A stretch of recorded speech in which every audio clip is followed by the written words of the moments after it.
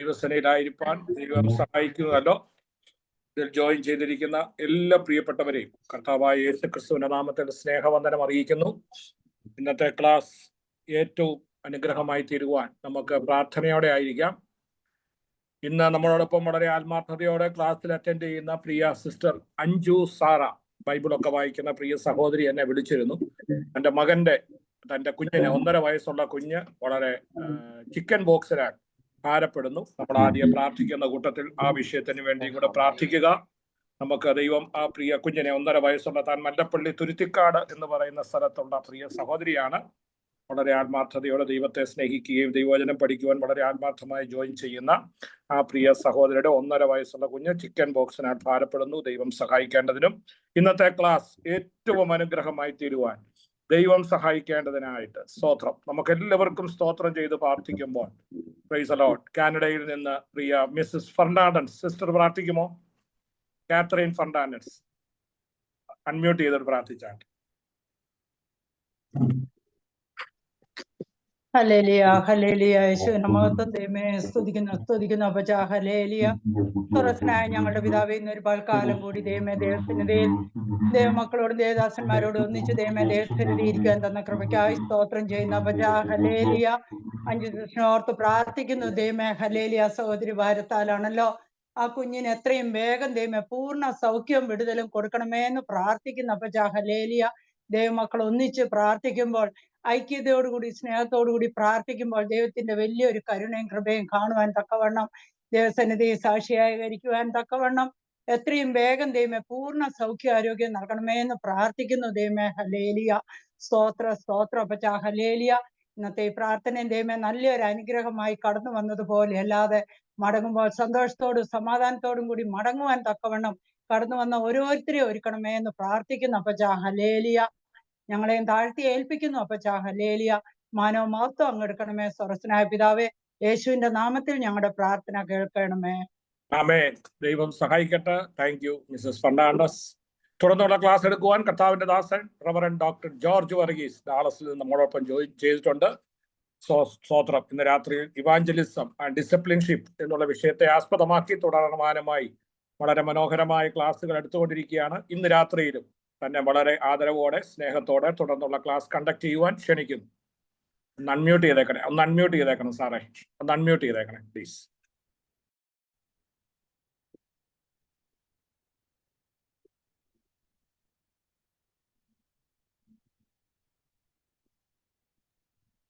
Sound കേൾക്കുന്നില്ലല്ലോ.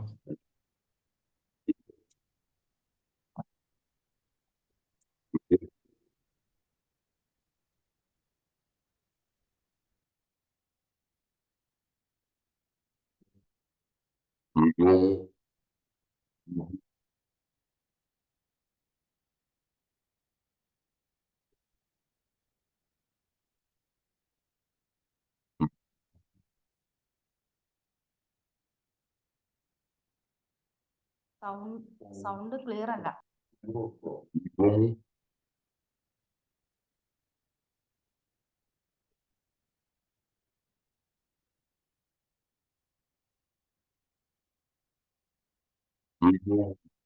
കേൾക്കുന്നില്ലല്ലോ, ഒന്നും കേൾക്കുന്നില്ലല്ലോ. ഇപ്പൊ കേൾക്കാമോ? ഇപ്പൊ കേൾക്കാം സാറേ, ഇപ്പം കേൾക്കാം. സോറി. ഇവിടെ കടന്നു വന്നിരിക്കുന്നതായ ശ്രേഷ്ഠന്മാരായ ദൈവദാസന്മാർക്കും ദൈവജനങ്ങൾക്കും കർത്താവായ യേശു ക്രിസ്തുവിന്റെ നിസ്തുല്യ നാമത്തിൽ എൻ്റെ സ്നേഹവന്ദനം അറിയിക്കുന്നു. എന്താണ് ഇതിൻ്റെ ടെക്നിക്കലായിട്ട് ഇതിൻ്റെ ഇടയ്ക്ക് നടന്നതെന്ന് ഞാൻ അറിയുന്നില്ല. നമ്മൾ ദൈവത്തിൻ്റെ വചനം പഠിക്കുന്ന വേളയിൽ ഈ ഓരോ ഭാഗം വായിക്കുമ്പോഴും ഞാൻ ആളുകളോട് അഡ്വൈസ് ചെയ്യുന്ന സംഗതി, നമുക്ക് പ്രജുഡിസ് ഇല്ലാതെ വണ്ണം വായിക്കണം. എന്ന് പറഞ്ഞു കഴിഞ്ഞാൽ മുൻവിധി. പലപ്പോഴും നമുക്കുള്ള ഒരു കുഴപ്പമെന്ന് പറഞ്ഞു കഴിഞ്ഞാൽ വേദസ്വം വായിക്കുന്നതിന് തന്നെ നമുക്ക് പരിചയമുള്ളതായ ഭാഗമാണ്. അതുകൊണ്ട് അതിൻ്റെ അർത്ഥം എന്താണെന്ന് മുന്നമേ നമ്മൾ തീരുമാനിക്കും. അത് വലിയ അപകടകരമാണ്. ഓരോ പ്രാവശ്യവും ദൈവത്തിന് നമ്മോട് സംസാരിക്കാനുള്ളത് ഒരു ഫ്രഷ് മൈൻഡോടുകൂടി, കർത്താവ് ഇന്ന് എൻ്റെ ഹൃദയദൃഷ്ടി പ്രകാശിച്ച് ദൈവത്തിൻ്റെ വചനത്തിലെ മർമ്മങ്ങളെ ഗ്രഹിക്കുവാൻ തക്കണം, ഇന്ന് എന്നോടുള്ളതായ ആലോചന കേൾക്കുവാൻ തക്കണം, എൻ്റെ ഹൃദയത്തെ തുറക്കണമേ എന്നുള്ളതായ പ്രാർത്ഥനയോടുകൂടി ഇരിക്കാം. കർത്താവ് സഹായിക്കുമാറാകട്ടെ. ഞാൻ ഇവാഞ്ചലിസവും ഡിസൈപ്പിൾഷിപ്പും ഇതിൻ്റെ ഭാഗം ഒരുമിച്ച് മിക്സ് ചെയ്താണ് ഞാൻ പോകുന്നത്. ഇവാഞ്ചലിസം എന്ന് പറയുന്നത് ഞാൻ ആദ്യത്തെ ക്ലാസ്സിൽ പറഞ്ഞതുപോലെ തന്നെ ഒരു വ്യക്തിയെ സുവിശേഷം പറഞ്ഞ് കർത്താവിലേക്ക് നയിക്കുകയും ഡിസൈപ്പിൾഷിപ്പിൻ്റെ ഭാഗം അതിനുശേഷം അവരെ ആത്മീയമായ പക്വതയിലേക്ക് കൊണ്ടുവരികയും ചെയ്യുന്നതായ ദൗത്യമാണ്. അപ്പോൾ ഈ ഷെയർ ചെയ്യുന്ന എല്ലാ വിഷയങ്ങളും എല്ലാവരോടും പറയാനുള്ളതായ സംഗതിയല്ല. ദൈവത്തിൻ്റെ വചനം ഷെയർ ചെയ്യാൻ പോകുന്ന ആൾക്കാരുടെ ഉള്ളിൽ ഇതിനെക്കുറിച്ചുള്ള അറിവുണ്ടായിരിക്കണം, അതിനെക്കുറിച്ച് പറയുവാനൊക്കെയുള്ളതായ ഗ്രാഹ്യമുണ്ടായിരിക്കണം എന്നുള്ളതാണ് ഈ വാക്യങ്ങളെല്ലാം പറയുന്നതിൻ്റെ പ്രധാനപ്പെട്ട സംഗതി. Okay, me go through the power പോയിന്റിൽ തന്നെ ഞാൻ വാക്യങ്ങൾ തന്നെ എഴുതിയിട്ടുണ്ട്, അപ്പം നിങ്ങൾക്ക് അത് വായിക്കാം. ഇവിടെ പറഞ്ഞിരിക്കുന്നത്, നിങ്ങൾക്ക് വേണ്ടി ഇടവിടാതെ സ്തോത്രം ചെയ്ത് എൻ്റെ പ്രാർത്ഥനയിൽ നിങ്ങളെ ഓർത്തുകൊണ്ട് നമ്മുടെ കർത്താവായ യേശുവിൻ്റെ ദൈവവും പിതാവുമായവൻ നിങ്ങൾക്ക് തന്നെക്കുറിച്ചുള്ള പരിജ്ഞാനത്തിൽ ജ്ഞാനത്തിൻ്റെയും വെളിപ്പാടിൻ്റെയും ആത്മാവിനെ തരേണ്ടതിനും നിങ്ങളുടെ ഹൃദയദൃഷ്ടി പ്രകാശിച്ചിട്ട് എന്ന് അപ്പോസ്തലനായ പൗലോസ് പറയുന്നത് നിങ്ങളുടെ പ്രാർത്ഥനയാണ്. നമ്മൾ ഓരോ സമയത്ത് പ്രാർത്ഥിക്കാനായിട്ട് പറയുന്ന സന്ദർഭത്തിൽ നമ്മുടെ പ്രാർത്ഥനാ വിഷയങ്ങളെല്ലാം നമ്മുടെ സ്വന്തമായിട്ടുള്ള കാര്യങ്ങൾക്ക് വേണ്ടിയാണ്. ഇത് അപ്പോസ്തലനായ പൗലോസ് വളരെ ആഴമായുള്ള ദൈവത്തിൻ്റെ സത്യങ്ങളെ ഗ്രഹിക്കുവാൻ കൊണ്ട് നമ്മുടെ ഹൃദയത്തിലെ ദൃഷ്ടിയെ പ്രകാശിപ്പിക്കണമെന്നാണ് പറയുന്നത്. ഓക്കെ, കഴിഞ്ഞ ആഴ്ച ഞാൻ പറഞ്ഞുകൊണ്ടിരുന്നത് സുവിശേഷ ദൂതുകളുടെ സാരാംശം എന്തായിരിക്കണം എന്നുള്ളതാണ്. അതിൻ്റെ കണ്ടിന്യൂഷനാണ്. അതിൻ്റെ 3 ഭാഗം കഴിഞ്ഞ പ്രാവശ്യം ഞാൻ ഷെയർ ചെയ്തതാണ്. ഒന്ന്, പാപത്തെക്കുറിച്ചുള്ളതായ അറിവ്, പാപത്തിൻ്റെ പരിണത ഫലങ്ങൾ, പാപം പ്രാർത്ഥനയ്ക്ക് ഭംഗം വരുത്തുന്നു, അത് കഴിഞ്ഞ ആഴ്ച പറഞ്ഞതാണ്. പാപം രോഗങ്ങൾ ഉണ്ടാകുവാൻ കാരണമാകുന്നു എന്ന് കഴിഞ്ഞ ആഴ്ച പറഞ്ഞതാണ്. മൂന്നാമതായിട്ട് പറഞ്ഞത് പാപം ദൈവിക ന്യായവിധിക്ക് നമ്മളെ വിധേയരാക്കുന്നു, അല്ലെങ്കിൽ ഒരു വ്യക്തിയെ വിധേയരാക്കുന്നു. ഈ 3 ഭാഗങ്ങളാണ് കഴിഞ്ഞ ആഴ്ച പറഞ്ഞത്. നാലാമത് ഇന്ന് പുതുതായിട്ട് പറയാനുള്ളത്, പാപം ദൈവവുമായുള്ള കൂട്ടായ്മ ഇല്ലാതാക്കുന്നു. അപ്പം പാപം ചെയ്തുകൊണ്ട് എന്ന് പറഞ്ഞു കഴിഞ്ഞാൽ പാപം ദൈവവുമായുള്ള കൂട്ടായ്മ വിച്ഛേദിക്കപ്പെടുന്നു. യെശയ്യാ പ്രവചനം 59:2 പറയുന്നത്, നിങ്ങളുടെ അകൃത്യങ്ങൾ അത്രേ നിങ്ങളെയും നിങ്ങളുടെ ദൈവത്തെയും തമ്മിൽ ഭിന്നിപ്പിച്ചിരിക്കുന്നത്. നിങ്ങളുടെ പാപങ്ങൾ അത്രേ അവൻ കേൾക്കാതെ വണ്ണം അവൻ്റെ മുഖം നിങ്ങൾക്ക് മറയ്ക്കുമാറാക്കിയത്. അപ്പം പാപമുണ്ടെങ്കിൽ, പാപം നമ്മുടെ ജീവിതത്തിലുണ്ടെങ്കിൽ ദൈവമായി ഒരു അടുത്ത ബന്ധത്തിലേക്ക് പോകുവാൻ കൊണ്ട് കഴിയാതെ വണ്ണമുള്ള അനുഭവം ഉണ്ടാകും. ഹബക്കൂക്ക് 1:13 പറയുന്നത്, നീ ദോഷം കണ്ടുകൂടാതെ വണ്ണം നിർമ്മല ദൃഷ്ടി ഉള്ളവനാകുന്നു. നമ്മൾ പാപം ചെയ്യുന്നുവെങ്കിൽ ദൈവത്തിൽ നിന്ന് അകലുന്ന ഒരു സ്വഭാവം, ഒരു പ്രവണത ആളുകൾക്കുണ്ട്. പാപം ചെയ്ത് ഇനിയും ദൈവം എൻ്റെ പ്രാർത്ഥന ഒന്നും കേൾക്കത്തൊന്നുമില്ല, ഇനിയും കൂടുതലായിട്ട് കുറച്ചുകൂടെ പാപം ചെയ്തൊക്കെ കഴിഞ്ഞതിന് ശേഷം പിന്നീട് അടുത്ത് വരാം. അത് വളരെ ഡേഞ്ചറസ് ആയിട്ടുള്ള ഒരു ചിന്താ രീതിയാണ്. അങ്ങനെ അകലുന്നതിന് പകരം നമ്മൾ ദൈവത്തിങ്കിലേക്ക് ചെന്ന് അനുദപിച്ച് നിരപ്പ് പ്രാപിക്കുക, അതാണ് ദൈവം നമ്മളെക്കുറിച്ച് ആഗ്രഹിക്കുന്നത്.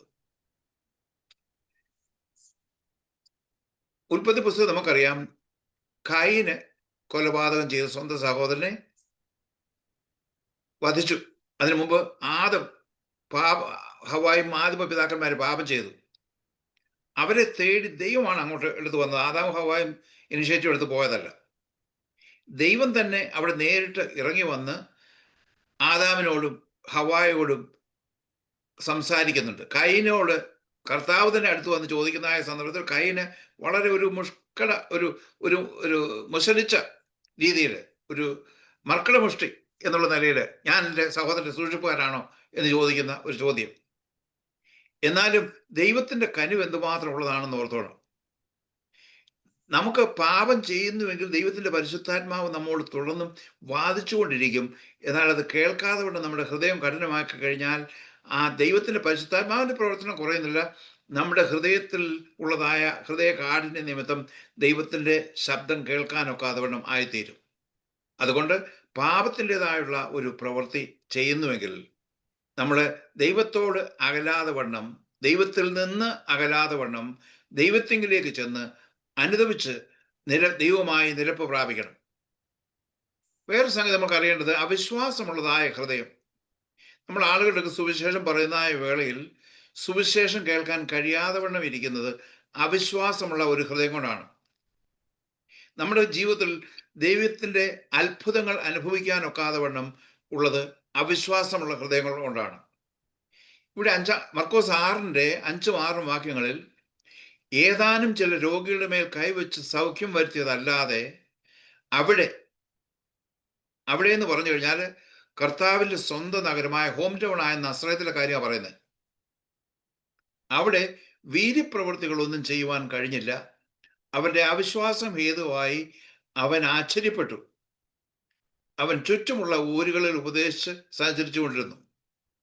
അവിടെ 5-ാമത്തെ വാക്യത്തിൽ പറഞ്ഞിരിക്കുന്നത് യേശുവിന് ചെയ്യാനൊക്കാത്ത കൊണ്ടല്ല, ചെയ്യാൻ കഴിവില്ല. കർത്താവ് അത് ചെയ്യാൻ കഴിയാതെ വണ്ണം കർത്താവിനെ പിടിച്ച് ബന്ധിച്ചിരിക്കുന്ന ഒരവസ്ഥയാണ്. കാരണം എന്താണ്? അവരുടെ അവിശ്വാസമാണ്. അവിശ്വാസത്തിന്റെ പ്രധാനപ്പെട്ട സംഗതി എന്ന് പറഞ്ഞു കഴിഞ്ഞാൽ അസാമാന്യമായ വിശ്വാസം യേശുവിനെ ആശ്ചര്യപ്പെടുത്തതുപോലെ അവിശ്വാസമുള്ളതായ ഹൃദയവും യേശുവിനെ ആശ്ചര്യപ്പെടും.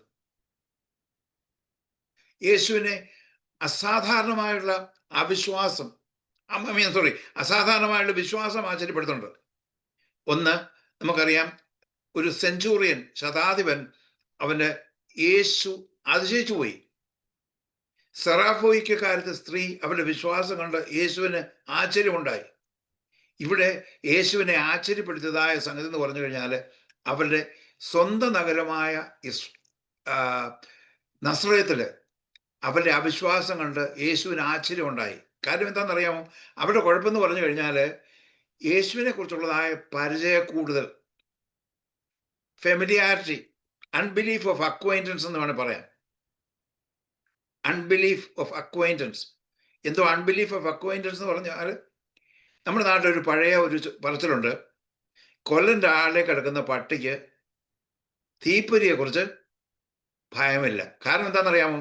ഈ പട്ടി സാധാരണ കാണുന്നതാണ് ഈ തീപ്പൊരി. എപ്പോഴും ഇങ്ങനെ തീപ്പൊരി പറക്കുന്നതും മറ്റും കണ്ട് പരിചയമുള്ളതായ പട്ടിക്ക് ഒരു തീപ്പൊരി അങ്ങ് വന്നു കഴിഞ്ഞാൽ അതിന് വലിയ അതിശയമൊന്നുമില്ല. നസ്രയത്തിലുള്ള സ്വന്തം നഗരമായ നസ്രയത്തിലുള്ള ആളുകൾ യേശു ജനിച്ചു കൊള്ളുന്നതായ സമയം മുതൽ യേശുവിനെ അറിയാവുന്നതാണ്. അവർക്ക് യേശുവിനെ കുറിച്ച് അറിയാവുന്ന സംഘം എന്ന് പറഞ്ഞാൽ മറിയുടെ മകനാണ്. ഇവന്റെ സഹോദരങ്ങളല്ലയോ യോസെഫ്, യൂദ, എന്നിത്യാദി സഹോദരന്മാരും പിന്നെ 2 സഹോദരിമാരും നമുക്കെല്ലാം അവനെ അറിയാവുന്നതാണ്. പിന്നെ അവനെങ്ങനെ ഈ അത്ഭുതം അടയാളം നടക്കുന്നത്? പലപ്പോഴും നമുക്ക് യേശുവിനെ കുറിച്ചുള്ളതായ അറിവും അതുപോലുള്ളതായ അറിവാണ്. ആ ഒരു അവസ്ഥയിലേക്ക് വന്നു കഴിഞ്ഞാൽ നമ്മുടെ ജീവിതത്തിൽ അത്ഭുതമൊന്നും നടക്കാറില്ല. അപ്പൊ നമ്മുടെ ജീവിതത്തിൽ അത്ഭുതം നടക്കാത്തതിന്റെ പ്രധാനപ്പെട്ട സംഗതി യേശുവിനെ കുറിച്ച് ഏറ്റവും കൂടുതലുള്ള പരിചയം കൊണ്ട് അവന് നമുക്ക് വേണ്ടി നമ്മുടെ പ്രാർത്ഥന കേൾക്കും, നമ്മുടെ ആവശ്യങ്ങൾക്ക് ഒരു നീക്കുപോക്ക് ഉണ്ടാകും. അത് മാത്രമല്ല, അതിനപ്പുറമായിട്ട് ഇവൻ മഹാദൈവമാണ്, എനിക്ക് വേണ്ടി ദൈവം പ്രവർത്തിക്കും എന്നുള്ളതായ ഒരു ഉറപ്പോടുകൂടി മാത്രമേ ദൈവത്തിന് അത്ഭുതം കാണാൻ ഒക്കത്തുള്ളൂ. നമ്മൾ ആളുകൾക്ക് സുവിശേഷം പറയുന്നതായ സന്ദർഭത്തിലും അവര് ആഗ്രഹിക്കുന്ന ചില സംഗതികളുണ്ട്, പ്രത്യേക ഉള്ളതായ രോഗത്തിന്റെ വിടുതലും അതെല്ലാം നല്ലത് തന്നെയാണ്. എന്നാൽ അതിനപ്പുറമായി ഏറ്റവും അധികമായിട്ട് ആവശ്യമായുള്ളത് അവരുടെ ആത്മാവിന്റെ രക്ഷയാണ് എന്നുള്ളതായ സംഗതി. അത് മുഖാന്തരം ആത്മീയമായി വളരുക എന്നുള്ളത് ദൈവം ആഗ്രഹിക്കുന്നു എന്നുള്ളതായ സംഗതി അവർ അറിഞ്ഞിരിക്കണം. അവിശ്വാസമുള്ള ഹൃദയത്തെ ദുഷ്ടഹൃദയം എന്നാണ് പറഞ്ഞിരിക്കുന്നത്. അപ്പോൾ ഞാനത് വിശ്വസിക്കുന്നില്ല എന്ന് പറഞ്ഞു കഴിഞ്ഞാൽ നമുക്ക് പറയാനായിട്ട് അറിഞ്ഞിരിക്കണം, അവിശ്വാസമുള്ള ഹൃദയത്തെക്കുറിച്ച് ദൈവം ദുഷ്ടഹൃദയമാണ് എന്നാണ് പറഞ്ഞിരിക്കുന്നത്. സഹോദരന്മാരെ, എബ്രായ ലേഖനം 3:12-13, സഹോദരന്മാരെ, ജീവനുള്ള ദൈവത്തെ ത്യജിച്ചു കളയാതിരിക്കേണ്ടതിന് അവിശ്വാസമുള്ള ദുഷ്ടഹൃദയം നിങ്ങളിൽ ആർക്കും ഉണ്ടാകാതിരിക്കാൻ നോക്കുവാൻ. ഇത് എബ്രായ ലേഖനം എഴുതിയിരിക്കുന്നത് ഒരു പ്രത്യേക ഗ്രൂപ്പിലുള്ള ആൾക്കാരോടാണ്. അതായത് നമുക്കറിയാം, പുതിയ നിയമത്തിന്റെ ഗ്രൂപ്പിംഗ് നോക്കുന്ന വേളയിൽ എബ്രായർ, യാക്കോബ്, 1 പത്രോസ്, 2 പത്രോസ്, 1 യോഹന്നാൻ, 2 യോഹന്നാൻ, 3 യോഹന്നാൻ, യൂദ, പിന്നെ വെളിപ്പാട്, ഇതെല്ലാം പ്രധാനമായിട്ട് യഹൂദ മതത്തിലുമായിട്ടുള്ള ബന്ധത്തിലുള്ള ആളുകളുടെ, അങ്ങനെയാണ് വേദപുസ്തകം ഗ്രൂപ്പ് ചെയ്തിരിക്കുന്നത്. എബ്രായ ലേഖനത്തിലുള്ളതായ ആളുകൾ എന്ന് പറഞ്ഞു കഴിഞ്ഞാൽ എബ്രായ വിശ്വാസികൾ, യഹൂദന്മാരായിട്ടുള്ള വിശ്വാസികൾ, അവർ കടന്നു വന്ന് അവരോടൊപ്പം ആരാധിച്ചു കഴിഞ്ഞതിന് ശേഷം അവര് ശനിയാഴ്ചയാകുന്ന അവർ വീണ്ടും തിരിച്ച് ശബത്തില് യഹൂദന്മാർ ആരാധനയ്ക്ക് പോകും. അത് തെറ്റാണ് എന്നുള്ളതായ സംഗതിയാണ് ഇവിടെ എബ്രായ ലേഖന കർത്താവ് പ്രധാനമായിട്ട് എഴുതിയിരിക്കുന്നത്. അത് അക്കാര്യം എബ്രായ ലേഖനം വായിക്കുന്നതിന് നമ്മൾ അത് മറന്നു കളയരുത്. ഇവിടെ പറഞ്ഞിരിക്കുന്നത് ജീവനുള്ള ദൈവത്തെ ത്യജിച്ചു കളയാതിരിക്കേണ്ടതിന് അവിശ്വാസമുള്ള ദുഷ്ടഹൃദയം.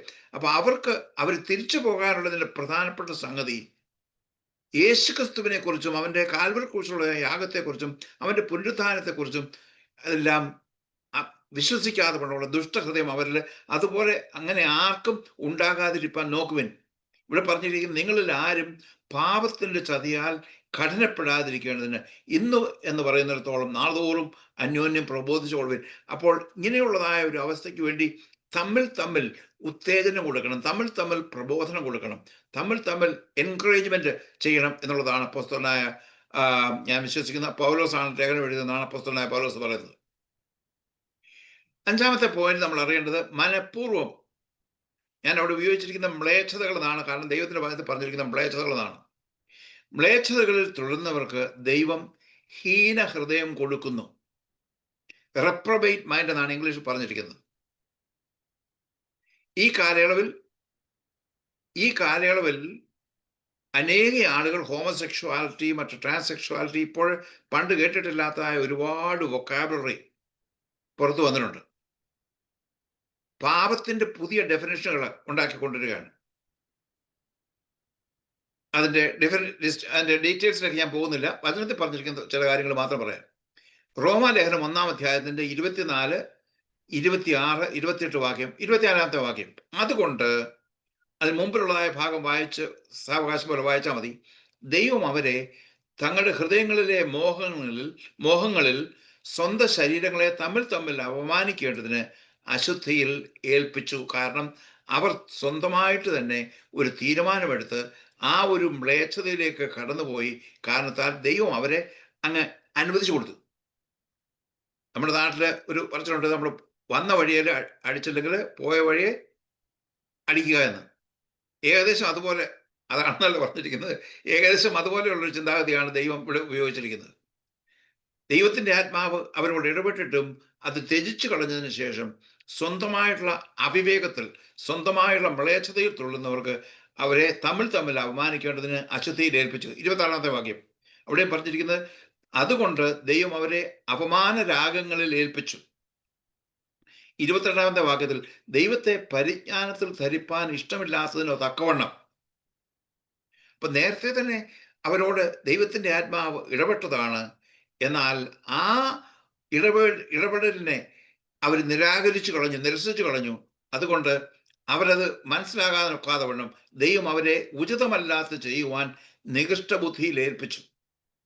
ഇത് നമ്മുടെ സുവിശേഷം പറയാൻ പോകുന്ന ആൾക്കാരുടെ പറയേണ്ടതായ സംഗതിയാണ്.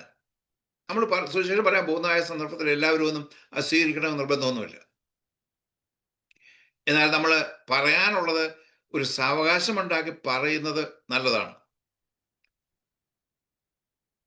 ഞാൻ പല ആൾക്കാരുടെ സുവിശേഷം പറയാനായിട്ട് പോയിട്ടുള്ള ആ സന്ദർഭങ്ങളിൽ എൻ്റെ അടുക്കൽ ഇനി ഇതിനെക്കുറിച്ച് പറയണ്ട എന്ന് പറഞ്ഞു കഴിഞ്ഞാൽ പിന്നെ ഞാൻ അടിച്ചേൽപ്പിക്കാനായിട്ട് പോകത്തില്ല. അവർക്ക് ഞാൻ വേണ്ടി 1-2 സെന്റൻസ് പറഞ്ഞതിന് ശേഷം ഞാൻ അവർക്ക് താല്പര്യമാണെങ്കിൽ പ്രാർത്ഥിക്കും, ഇല്ലാത്തവർക്ക് വേണ്ടി പ്രാർത്ഥിക്കും. അങ്ങനെ പുറത്ത് പോയി കഴിഞ്ഞാലും പ്രാർത്ഥിക്കാൻ ഒക്കുമല്ലോ. നമ്മൾ പ്രാർത്ഥന ആവശ്യമില്ലാത്തവർക്ക് അടിച്ചേൽപ്പിച്ച് പ്രാർത്ഥിക്കേണ്ട, അവിടെ നിന്ന് പ്രാർത്ഥിക്കേണ്ട കാര്യമില്ല. നമ്മൾ പ്രാർത്ഥനയുടെ ശക്തി എന്ന് പറഞ്ഞാൽ അവിടെ നിന്ന് പ്രാർത്ഥിച്ചില്ലെങ്കിലും പുറത്ത് പോയി വേണമെങ്കിലും പ്രാർത്ഥിക്കാനായിട്ട് സാധിക്കും. ഓക്കെ. ജഡത്തിന്റെ പ്രവൃത്തികൾ ചെയ്യുന്നവർ, അതിൻ്റെ 6-ാമത്തെ പോയിന്റാണ്. ജഡത്തിന്റെ പ്രവൃത്തികൾ ചെയ്യുന്നവർ ദൈവരാജ്യം അവകാശമാക്കുകയില്ല. സാധ്യതയില്ലെന്നല്ല പറഞ്ഞേക്കുന്നത്. ഇവിടെ കംപ്ലീറ്റ് ജഡത്തിന്റെ പ്രവൃത്തികൾ ചെയ്യുന്നവർ ദൈവരാജ്യം അവകാശമാക്കുകയില്ല. ഗലാത്യർ 5:19 ഈ വാക്യങ്ങൾ എല്ലാം ഒന്നും അവിടെ എഴുതി വെക്കേണ്ട, അറ്റ്ലീസ്റ്റ് റെഫറൻസുകൾ ഓർത്തിരുന്നാൽ മതി. ഗലാത്യർ 5:19 മുതൽ 21 വരെയുള്ള വാക്യങ്ങൾ. ജഡത്തിന്റെ പ്രവൃത്തികളോ ദുർനടപ്പ് എന്ന് പറഞ്ഞാൽ അഡൽട്ടറി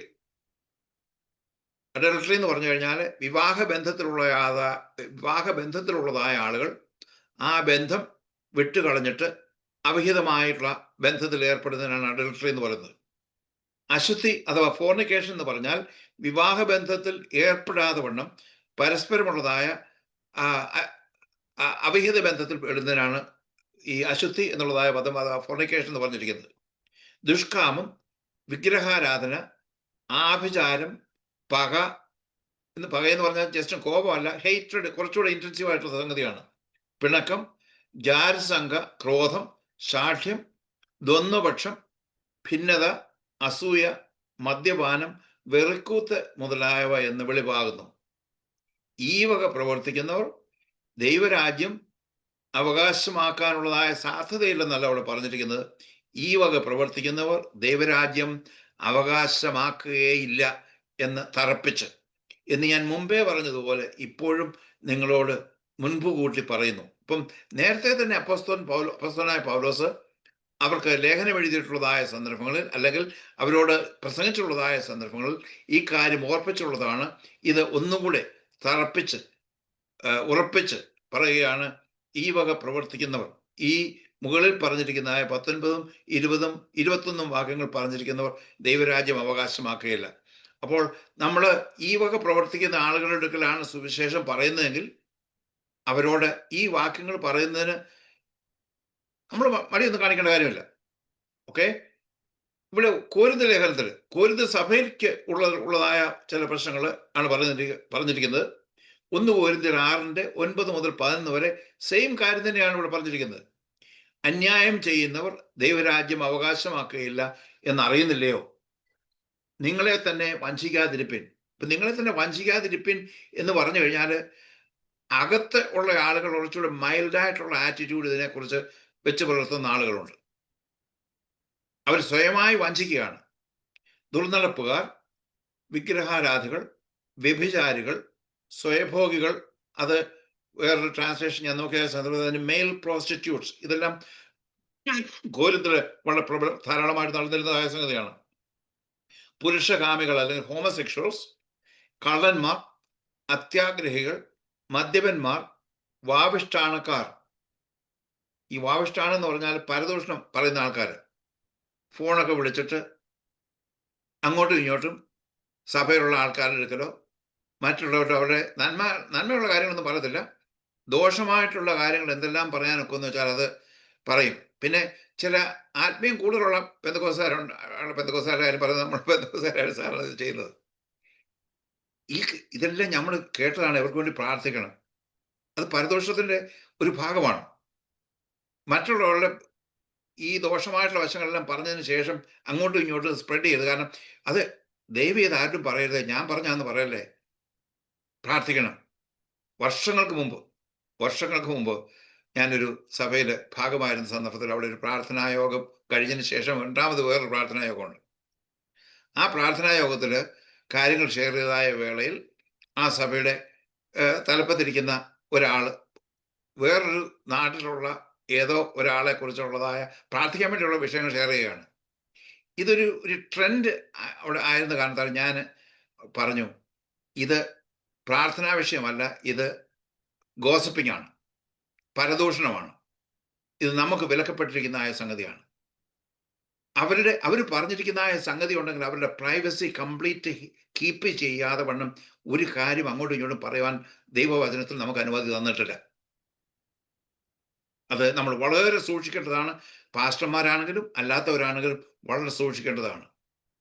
ദൈവത്തിന് ഈ ഡീറ്റെയിൽസും മറ്റുള്ളവരുടെ സകല കാര്യങ്ങളും അറിയേണ്ട കാര്യമൊന്നുമില്ല. ദൈവത്തിന് ഇതെല്ലാം അറിയാം. ആ വ്യക്തിയുടെ പേര് പോലും പറയേണ്ട കാര്യമില്ല.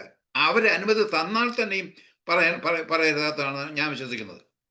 നിങ്ങളും ചിലർ ഈ വകക്കാരായിരുന്നു. അപ്പോൾ അപ്പോസ്തലനായ പൗലോസ് പറയുന്നത് കോരിന്ത് സഭയിലുള്ളതായ ആളുകളും ഈ ദുർമാർഗത്തിലെല്ലാം ഇൻവോൾവ് ആയിട്ടുള്ള ആളുകളായിരുന്നു.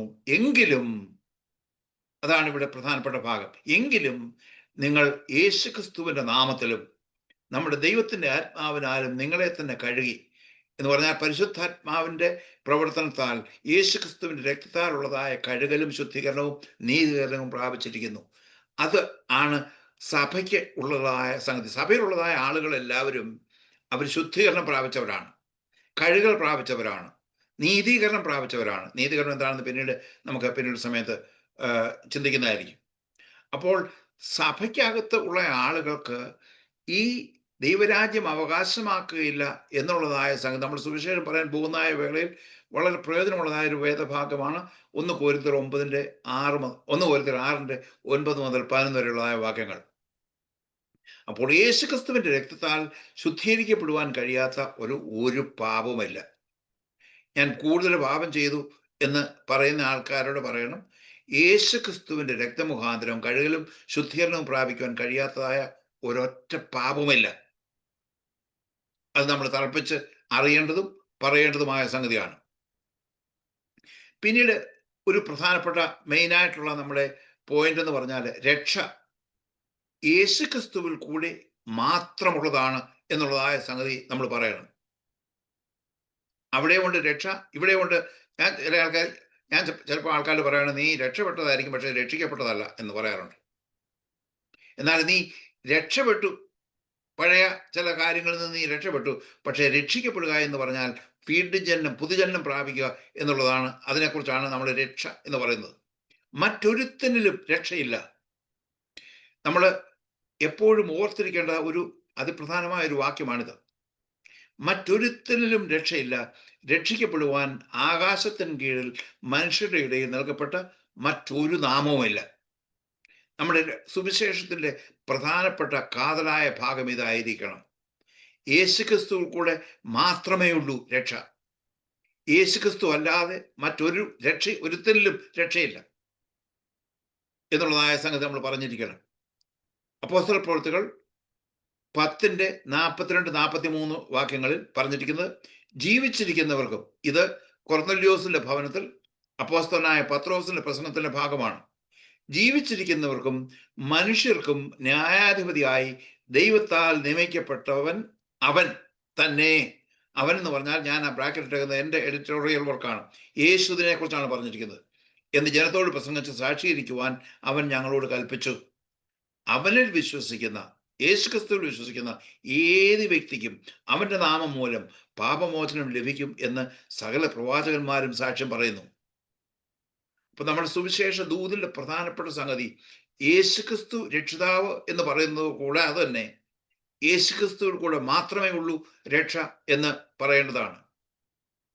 ഈ ഇങ്ങനെയുള്ള കാര്യങ്ങളെ കുറിച്ച് പറയുന്ന സന്ദർഭങ്ങളിൽ ഏറ്റവും കൂടുതൽ ഒരു ലീനിയന്റ് ആയിട്ട് ഉള്ളതായ ചിന്താഗതി ക്രിസ്തീയ വിഭാഗത്തിൽപ്പെട്ട ആളുകൾക്കാണ്. എൻ്റെ ഒക്കെ പല ആൾക്കാർ പറയുന്നുണ്ട്, അവർ യേശു എന്ന് പറയുന്നു, നമ്മൾ ഈശ്വരൻ എന്ന് പറയുന്നതും യേശുവും ഈശ്വരനും എല്ലാം ഒന്ന് തന്നെയാണ്.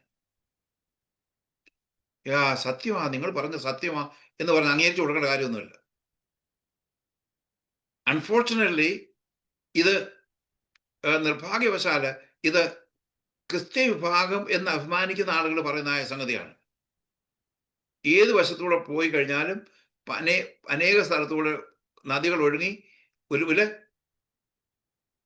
സമുദ്രത്തിൽ വന്നു ചേരും. അത് സമുദ്രമായിട്ട് ബന്ധമുള്ള കാര്യമാണ്, യേശുവുമായിട്ടുള്ള ബന്ധമുള്ള കാര്യമല്ല. ഓക്കെ, യേശു ക്രിസ്തു, ഇത് നമ്മൾ പറയേണ്ടതായ വിശേഷിച്ച് കത്തോലിക്ക, യാക്കോബ, ജ്ഞാനായ എന്നിത്യാദി പട്ടത്ത പൗരോഹിത്യ സഭകളുള്ള ആളുകൾ പറയുന്ന സന്ദർഭത്തിൽ പ്രധാനമായിട്ട് മാർത്തമക്കാർ ആ വിഷയത്തിൽ സബ്സ്ക്രൈബ് ചെയ്യുന്നില്ല. എല്ലാ മാർത്തമക്കാരും ഉണ്ടോ നടത്തില്ല. അറ്റ്ലീസ്റ്റ് ഞാൻ പണ്ട് മാർത്തമാരായിരുന്നു, അവർ പഠിപ്പിക്കുന്നില്ല, ഇവാഞ്ചലിക സഭയൊന്നും പഠിപ്പിക്കുന്നില്ല എന്നെനിക്കറിയാം. യേശു ക്രിസ്തു ഏക മധ്യസ്ഥനാകയാൽ മറിയ, സ്ലീഹന്മാർ എന്ന് പറഞ്ഞാൽ അപ്പോസ്തലന്മാർ, പുണ്യവാളന്മാർ എന്നിത്യാദി മരിച്ചുപോയ മധ്യസ്ഥന്മാരിൽ കൂടെയുള്ള പ്രാർത്ഥനകളെല്ലാം അസാധുവാകുന്നു. ഇത് നമ്മുടെ സുവിശേഷത്തിന്റെ ദൂതിന്റെ ഭാഗമായിരിക്കണം.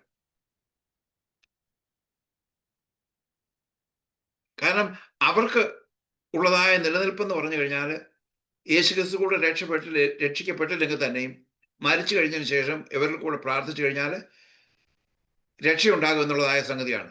അത് നമുക്ക് വ്യക്തമായിട്ട് അറിഞ്ഞിരിക്കുകയും വേണം, നമ്മളത് പറയാൻ മടി കാണിക്കാത്തവരുമായിരിക്കണം. അപ്പോസ്തലൻ പൗലോസ് പറയുന്നത് there is only one mediator. ഞാനാണത് ഹൈലൈറ്റ് ചെയ്തിരിക്കുന്നത്, ക്യാപിറ്റലൈസ് ചെയ്തിരിക്കുന്നത്. There is only one mediator between God and men. 2:5-6 for there is one God and one mediator between God and men, the man Christ Jesus. The man Christ Jesus എന്ന് പറഞ്ഞാൽ യേശു ഇപ്പോൾ മനുഷ്യനാണെന്നല്ല പറഞ്ഞേക്കുന്നത്. യേശു ക്രിസ്തു അവൻ മനുഷ്യനായി വന്നതായ യേശു ക്രിസ്തു മാത്രമാണ്. who gave himself a ransom for all. അവൻ അതിനു വേണ്ടിയുള്ളതായ മറുവിലയായിട്ട് തന്നെത്താൻ ഏൽപ്പിച്ചു കൊടുത്തത് എന്തിനു വേണ്ടിയാണെന്ന് വെച്ച് കഴിഞ്ഞാൽ അവൻ മധ്യസ്ഥ വഹിക്കുവാൻ ഓക്കെ, മലയാളത്തിൽ ദൈവം ഒരുവനല്ലോ, ദൈവത്തിനും മനുഷ്യർക്കും മധ്യസ്ഥനും ഒരുവൻ, എല്ലാവർക്കും വേണ്ടി തന്നെത്താൻ മറുവിലയായി കൊടുത്ത മനുഷ്യനായ ക്രിസ്തുയേശു തന്നെ. അപ്പൊ ഇത് കേൾക്കുന്ന സന്ദർഭത്തിൽ യഹോവ സാക്ഷികളായിട്ടുള്ള ആളുകൾ മുതലായ ആളുകൾ പറയും യേശു ക്രിസ്തു വെറും മനുഷ്യൻ തന്നെയാണെന്ന്. മുസ്ലിങ്ങളൊക്കെ ചോദിച്ചു കഴിഞ്ഞാൽ യേശു ഒരു മനുഷ്യനായിരുന്നു, നബിയായിരുന്നു, പ്രവാചകനാണെന്ന് പറയും. അപ്പം നമുക്കതിന്റെ അർത്ഥം മനുഷ്യനായി എന്ന് പറഞ്ഞിരിക്കുന്നതിന്റെ അർത്ഥം മനുഷ്യനായി വന്ന് ജീവിച്ചതായ കർത്താവായ യേശു ക്രിസ്തു മാത്രമാണ്, ഒരുവൻ മാത്രമേ ഉള്ളൂ മധ്യസ്ഥൻ എന്നാണ്. ഓക്കെ, ഇവിടെ ഒരു നമുക്ക് അറിഞ്ഞിരിക്കേണ്ട രണ്ട് വാക്യങ്ങൾ അറ്റ്ലീസ്റ്റ് റെഫറൻസ് ഓർത്തിരിക്കണം. ദൈവം മരിച്ചുപോയ ആരുടെയും മധ്യസ്ഥ അംഗീകരിക്കില്ല. ഒന്നുകൂടെ ഞാൻ പറയാം, മരിച്ചുപോയ ആര് തന്നെയാണെങ്കിൽ തന്നെയും അവരുടെ മധ്യസ്ഥത ദൈവം അംഗീകരിക്കുകയില്ല.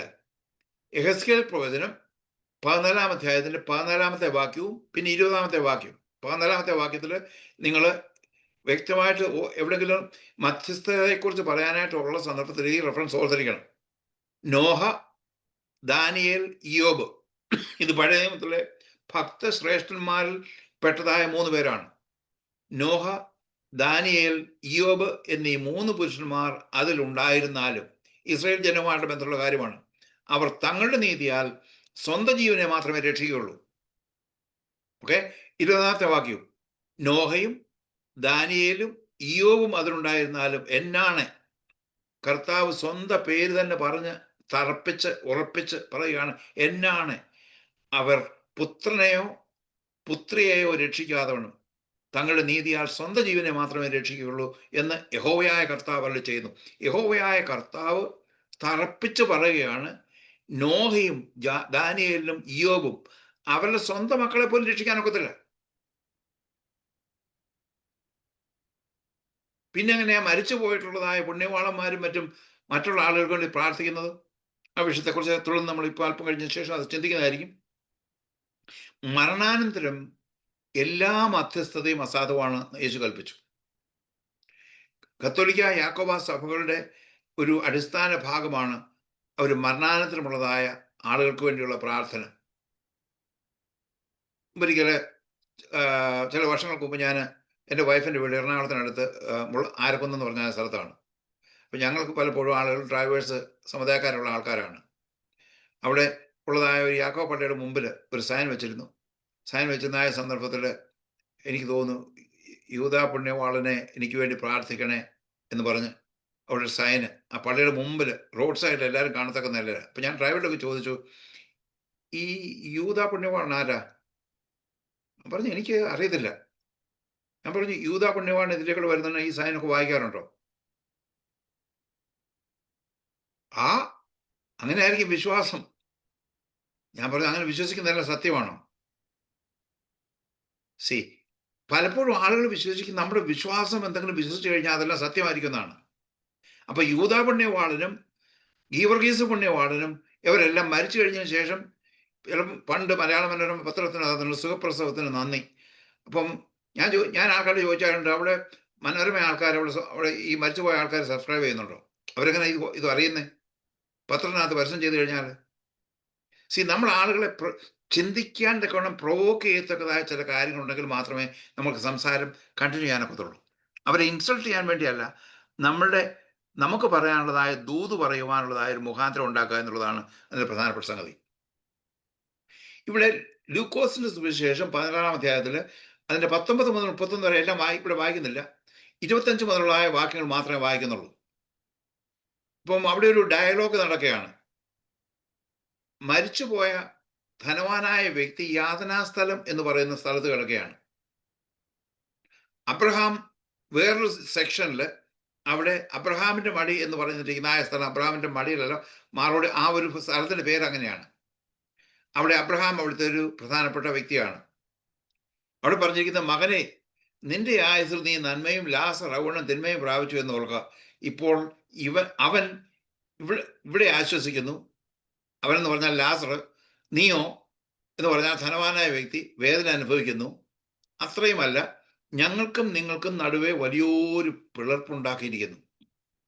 ഇവിടെ നിന്ന് നിങ്ങളുടെ അടുക്കൽ കടന്നു വരുവാൻ ഇച്ഛിക്കുന്നവർ കഴിവില്ല. അവിടെ നിന്ന് ഞങ്ങളുടെ അടുക്കൽ കടന്നു വരുവാനും പാടില്ല.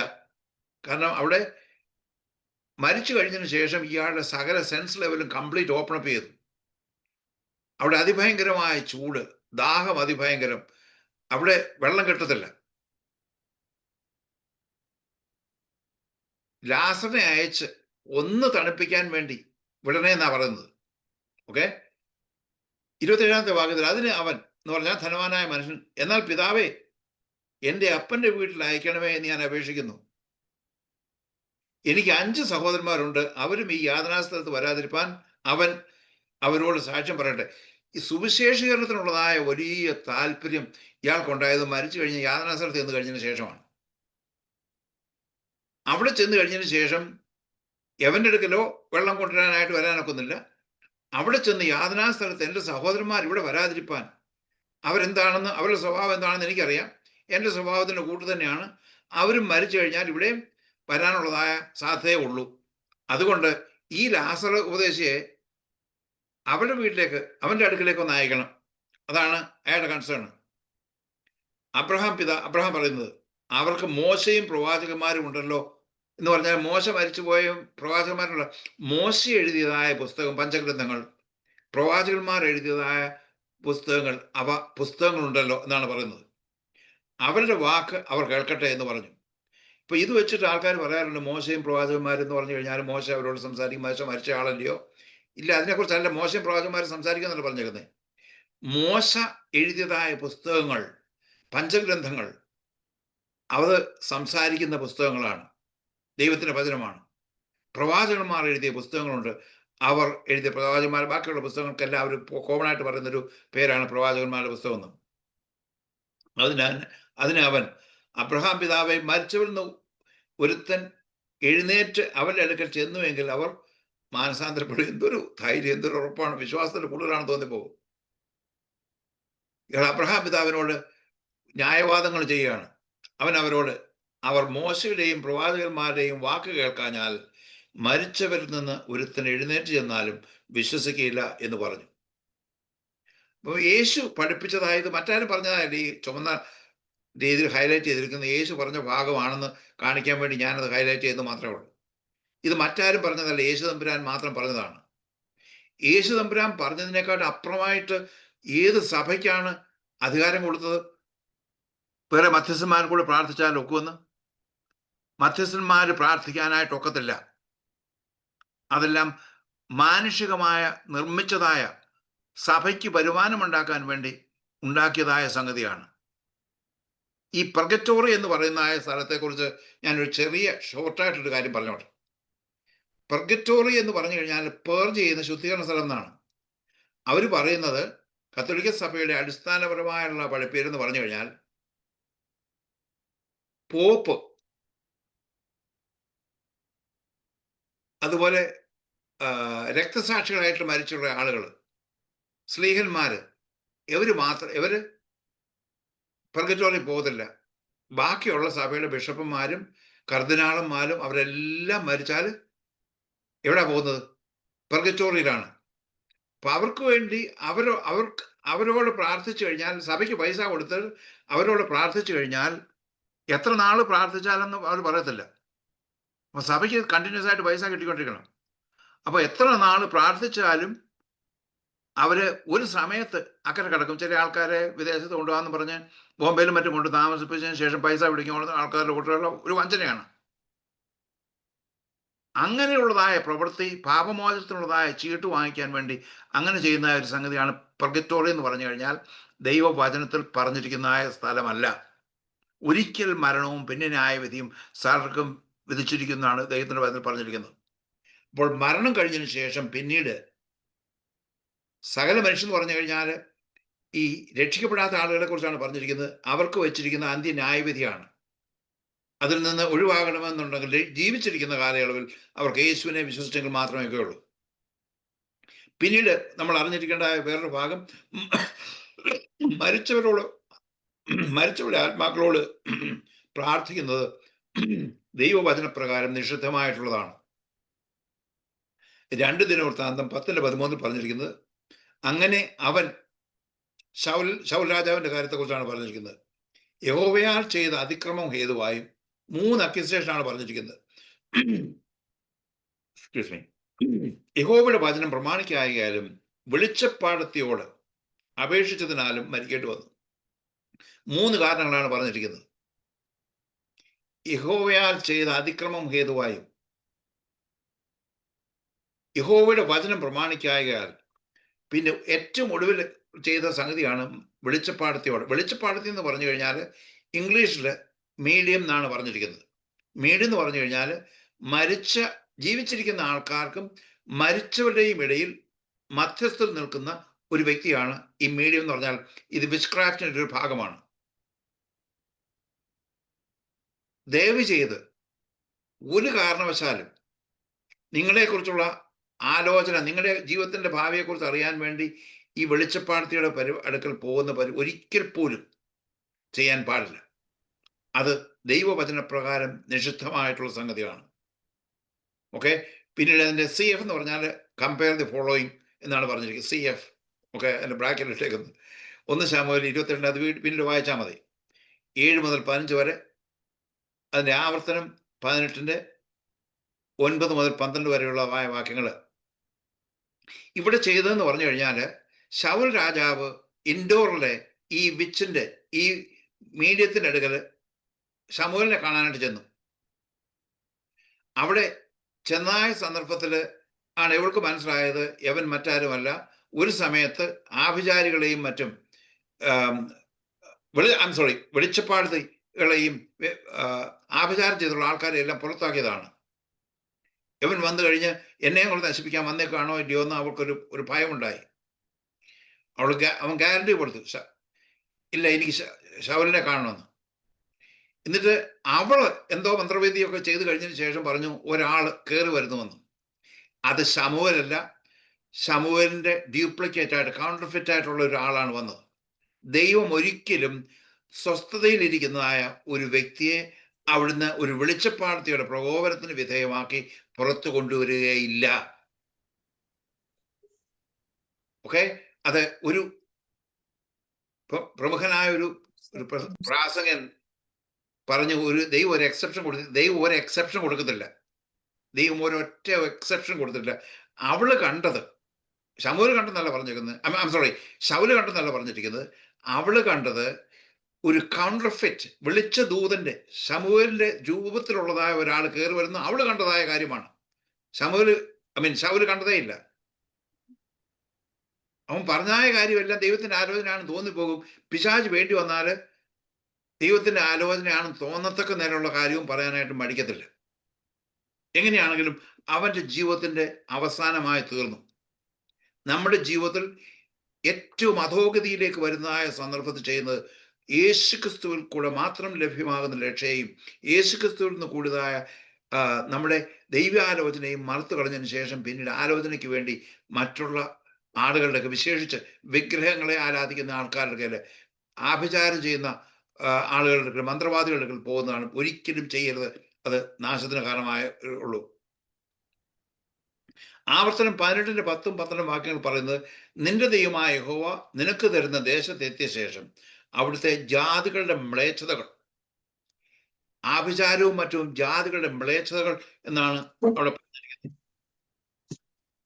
അവിടെ പറഞ്ഞിരിക്കുന്നത്. അങ്ങനെ അവരുടെ യാതൊരു വിധമായ സംഗതികൾ നീ പഠിക്കരുത്.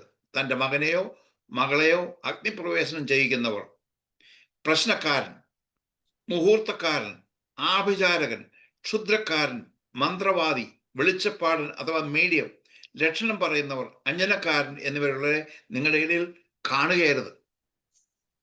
വളരെ വ്യക്തമായിട്ടുള്ള സംഗതിയാണ്.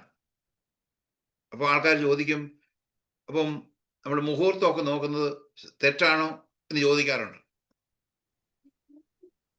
അൺഫോർച്ചുനേറ്റ്ലി പെന്തക്കോസ്തുകാർ കല്യാണമൊക്കെ നടത്തുന്നതിനും ഏകദേശമൊക്കെ മുഹൂർത്തമൊക്കെ നോക്കി പോകുന്നവരുണ്ട്. ഞാൻ പറയാം, ഈ മുഹൂർത്തമൊക്കെ നോക്കുന്നത് നിന്റെ നന്മയ്ക്ക് വേണ്ടിയാണെന്ന് തോന്നുകയാണെങ്കിൽ നിനക്ക് പിന്നെ ശാപമായിട്ട് വന്നു പോയിരിക്കും. ദൈവത്തിന്റെ ആലോചന ചോദിക്കുന്നതല്ലാതെ ദൈവത്തിന് ഏത് മുഹൂർത്തത്തെയും ശരിയാക്കുവാൻ തക്കണം കഴിയും. ദോഷമായിട്ടുള്ള സകല സംഗതികളെയും ദൈവത്തിന് പ്രയോജനമായി അനുഗ്രഹമായി തീർക്കുവാൻ തക്കണം ദൈവത്തിന് മാത്രമേ കഴിയുള്ളൂ.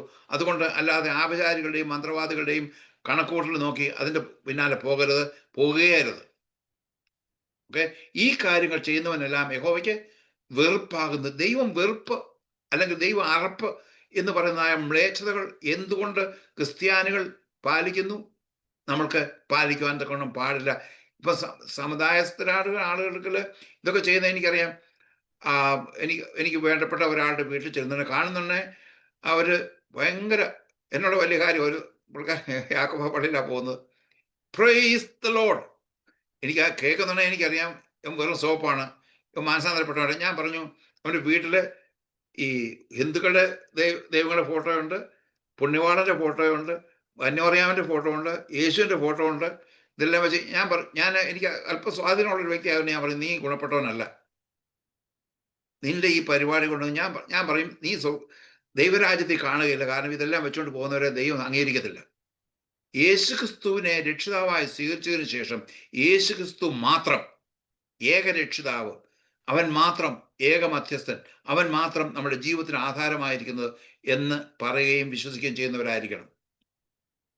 ഓക്കെ, നമ്മൾ അറിഞ്ഞിരിക്കേണ്ട ഒരു വാക്യം യെശയ്യാ പ്രവചനം 8-ാമത്തെ അധ്യായത്തിന്റെ 19-ാമത്തെ വാക്യം, അതിന്റെ അവസാനത്തെ ഭാഗം നമ്മൾ പ്രധാനമായിട്ട് ഓർത്തെടുത്താൽ മതി. വെളിച്ചപ്പാടന്മാരോട് ചിലക്കുകയും ജപിക്കുകയും ചെയ്യുന്നവരായ ലക്ഷണവാദികളോടും അരുളപ്പാട് ചോദിപ്പിൻ എന്ന് അവർ നിങ്ങളോട് പറയുന്നുവെങ്കിൽ ജനം തങ്ങളുടെ ദൈവത്തോടല്ലയോ ചോദിക്കേണ്ടത്? ഒടുവിൽ പറയുന്നത്, ജീവനുള്ളവർക്ക് വേണ്ടി മരിച്ചവരോടോ ചോദിക്കേണ്ടത്? മരിച്ചുപോയ പുണ്യവാളന്മാർ ഉണ്ടെങ്കിൽ അവരോട് പ്രാർത്ഥിക്കാൻ ഒക്കുമോ എന്നുള്ളതായ ചോദ്യത്തിന് മറുപടി യെശയ്യാ പ്രവചനം 8:19 പറഞ്ഞിരിക്കുന്നത്. നമ്മൾക്ക് പാടില്ല, നമ്മൾക്ക് നിഷിദ്ധമായിരിക്കുന്നതാണ്, നമുക്ക് വിലക്കിയിരിക്കുന്നതായ സംഗതിയാണ്. കത്തോലിക്കർ, ഓർത്തഡോക്സ് മുതലായ സഭകളുടെ ക്നാനാക്കാരും അത് ചെയ്യാറുണ്ട്. എപ്പിസ്കോപ്പേലിയൻ ചർച്ച് അത് ചെയ്യാറുണ്ട്. പ്രസ്ബിറ്ററിയൻസ് ചെയ്യാറില്ല, ബാപ്റ്റിസ്റ്റുകാരും ചെയ്യാറില്ല. എപ്പിസ്കോപ്പേലിയൻസ് മരിച്ചവർക്ക് വേണ്ടി പ്രാർത്ഥിക്കാറുണ്ട്. കത്തോലിക്കര്, യാക്കോബക്കാര്, ഓർത്തഡോക്സുകാര്, ക്നാനായക്കാര് മുതലായ എന്ന് പറഞ്ഞാൽ ആ മുതലായ ഇതിനകത്ത് മറ്റതെല്ലാം ഉൾപ്പെടുന്നതാണ്. അങ്ങനെയുള്ളതായ മധ്യസ്ഥന്മാരോടുള്ളതായ പ്രാർത്ഥന ദൈവവചനപ്രകാരം വിലക്കപ്പെട്ടതാണ്. Okay, Christ is the only one mediator in the New Testament. Okay, ഇവിടെ പറഞ്ഞിരിക്കുന്നത് 15-ാമത്തെ വാക്യത്തിൽ പറഞ്ഞിരിക്കുന്നത്, അതിന്റെ മലയാളം അടുത്ത സ്ലൈഡ് അതാണ്. He is the mediator. The mediator എന്ന് പറഞ്ഞാൽ he is the one and only mediator of the new covenant. Okay, നിത്യാത്മാവിനാൽ അതിന്റെ ദൈവത്തിന് തന്നെത്താൻ നിഷ്കളങ്കനായി അർപ്പിച്ച ക്രിസ്തുവിന്റെ രക്തം ജീവനുള്ള ദൈവത്തെ ആരാധിക്കുവാൻ എത്ര അധികം ശുദ്ധീകരിക്കും. അത് നിമിത്തം ആദ്യ നിയമത്തിന്റെ ലംഘനങ്ങളിൽ നിന്നുള്ള വീണ്ടെടുപ്പിനായി ഒരു മരണമുണ്ടായിട്ട് നിത്യാവകാശത്തിന്റെ വാഗ്ദത്തം വിളിക്കപ്പെട്ടവർക്ക് ലഭിക്കേണ്ടതിന് അവൻ പുതിയ നിയമത്തിന്റെ മധ്യസ്ഥനാകുന്നു. അപ്പം പുതിയ നിയമത്തിന്റെ മധ്യസ്ഥനായിട്ടുള്ള ഏക വ്യക്തി മാത്രമേ ഉള്ളൂ. ആര്? യേശു ക്രിസ്തു. അവനാണ് he is the mediator of the new covenant. Okay, ക്രിസ്തുവിന്റെ രക്തം സകല പാപങ്ങളിൽ നിന്ന് നമ്മളെ ശുദ്ധീകരിക്കുന്നു. നേരത്തെ പറഞ്ഞ സംഗതിയാണ്. 1 യോഹന്നാൻ 1:9 നേരത്തെ കാണിച്ചൊരു സ്ലൈഡ് തന്നെ വീണ്ടും ഞാനൊന്ന് ആവർത്തിക്കുന്നേ ഉള്ളൂ. അപ്പോൾ യേശു ക്രിസ്തുവിന്റെ രക്തം മുഖാന്തരമുള്ളതായ ശുദ്ധീകരണത്തെക്കുറിച്ച് നമ്മൾ പറയുവാൻ തക്കണം യാതൊരു മടിയും കാണിക്കരുത്. യിരെമ്യാ 33:8 പറഞ്ഞിരിക്കുന്നത്, അവർ എന്നോട് പിഴച്ചതായ സകല അകൃത്യത്തെയും ഞാൻ നീക്കി അവരെ ശുദ്ധീകരിക്കുകയും അവർ പാപം ചെയ്ത് എന്നോട് ദ്രോഹിച്ചതായ സകല അകൃത്യത്തെയും മോചിക്കുകയും ചെയ്യും. അപ്പോൾ ദൈവത്തിന്റെ അടുക്കൽ ചെന്നു കഴിഞ്ഞാൽ, യേശുക്രിസ്തു മുഖാന്തരം ചെന്നു കഴിഞ്ഞാൽ, യേശുക്രിസ്തുവിന്റെ രക്തം കാൽവരി ക്രൂശിൽ ചൊരിഞ്ഞതിനാൽ ആ രക്തമുഖാന്തരം നമ്മുടെ സകല പാപങ്ങൾക്കും സകല അകൃത്യങ്ങൾക്കും സകല അശുദ്ധികൾക്കും അവിടുന്ന് കഴുകലുണ്ട്, ശുദ്ധീകരണമുണ്ട്, വീണ്ടെടുപ്പുണ്ട് എന്ന് ദൈവത്തിന്റെ വചനത്തിൽ കാണുന്നുണ്ട്. യെശയ്യാ 44:22 നമ്മൾ ഓർത്തിരിക്കേണ്ട ഒരു വാക്യമാണ്. അവർ, ഞാൻ കാർമുകിലിനെ പോലെ നിന്റെ ലംഘനങ്ങളെയും മേഘത്തെ പോലെ നിന്റെ പാപങ്ങളെയും മായ്ച്ചു കളയുന്നു, എങ്കിലേക്ക് തിരിഞ്ഞുകൊള്ളുക. അപ്പൊ നമ്മളെ കുറിച്ച് ദൈവം ആഗ്രഹിക്കുന്ന ഒരു ഭാഗമുണ്ട്. അതിനെക്കുറിച്ച് നമ്മൾ തുടർന്ന് ചിന്തിക്കുകയായിരിക്കും. ദൈവത്തെങ്കിലേക്ക് തിരിയണം. ദൈവത്തെങ്കിലേക്ക് തിരിയാതെ വണ്ണം, അതിനാണ് മാനസാന്തരം എന്ന് പറയുന്നത്. പിന്നീട് ആ ഭാഗത്തെക്കുറിച്ച് ചിന്തിക്കുന്നതായിരിക്കും. ഞാൻ നിന്നെ വീണ്ടെടുത്തിരിക്കുന്നു. ദൈവം നമ്മളെ കഴുകുവാൻ ദൈവം നമ്മളെ ശുദ്ധീകരിക്കുവാൻ, ദൈവം നമ്മുടെ പാപങ്ങളെ മായ്ച്ചു കളയുവാൻ, എന്നേക്കുമായി തുടച്ചു മാറ്റുവാൻ ദൈവത്തിന് കഴിയും. ഓക്കെ, യെശയ്യാ 1:21 വരുവീൻ, നമുക്ക് തമ്മിൽ വാദിക്കാം. ദൈവത്തിൻ്റെ അടുക്കൽ വന്നു കഴിഞ്ഞാൽ നെഗോഷിയേറ്റ് ചെയ്യാനാണ് പറഞ്ഞിരിക്കുന്നത്. ഇസ്രായേൽ മക്കൾ പറയുന്ന സംഗതിയാണ്, നിങ്ങളുടെ പാപങ്ങൾ കടുംചുവപ്പായിരുന്നാലും ഹിമം പോലെ വെളുക്കും, രക്താംബരം പോലെ ചുവപ്പായിരുന്നാലും പഞ്ഞുപോലെ ആയിത്തീരും. അത് ദൈവത്തിന് മാത്രമേ അത് ചെയ്യാനായിട്ട് സാധിക്കുകയുള്ളൂ. യെശയ്യാ 1:18 വാക്യമാണ്. ഓക്കെ, മാനസാന്തരം അടുത്ത വിഷയമാണ്. മാനസാന്തരം എന്ന് പറഞ്ഞു കഴിഞ്ഞാൽ അല്പമായിട്ടുള്ള സ്ലൈഡുകൾ ഞാൻ ഇത് കാണിക്കുന്നുണ്ട്. യേശു, പൗലോസ് അപ്പോസ്തലൻ, പത്രോസ് അപ്പോസ്തലൻ എന്നിവരുടെ പ്രസംഗങ്ങളിൽ മാനസാന്തരം ഉൾക്കൊണ്ടിരുന്നു. ഓക്കെ, മർക്കോസ്, യേശുവിൻ്റെ കാലം തികഞ്ഞു, ദൈവരാജ്യം സമീപിച്ചിരിക്കുന്നു, മാനസാന്തരപ്പെട്ട് സുവിശേഷത്തിൽ വിശ്വസിക്കുകയും. അപ്പോൾ നമ്മളിൽ നിന്ന് ദൈവം പ്രതീക്ഷിക്കുന്ന ഒരു സംഗതിയാണ് മാനസാന്തരം പെടണം. ഓക്കെ, അങ്ങനെ സുവിശേഷത്തിൽ വിശ്വസിക്കണം. അപ്പം മാനസാന്തരം എന്നുള്ളത് രക്ഷിക്കപ്പെടുവാനുള്ള മുൻ വ്യവസ്ഥയാണ്. മാനസാന്തരപ്പെടാതെ രക്ഷിക്കപ്പെടാൻ ഒക്കുകയില്ല. ഓക്കെ, ഒന്ന്, അതിൻ്റെ മാനസാന്തരം എന്ന് പറഞ്ഞാൽ ഗ്രേറ്റ് കമ്മീഷന്റെ ഭാഗമാണ് മഹൽ നിയോഗം എന്ന് പറഞ്ഞിരിക്കുന്നത്. ഓക്കെ, ലൂക്കോസ് 24:47 അവന്റെ നാമത്തിൽ മാനസാന്തരവും പാപമോചനവും യെരുശലേമിൽ തുടങ്ങി സകല ജാതികളിലും പ്രസംഗിക്കുകയും വേണം എന്ന് എഴുതിയിരിക്കുന്നു. അപ്പോൾ മാനസാന്തരപ്പെടുമെങ്കിൽ പാപത്തിന്റെ മോചനമുണ്ടാകും.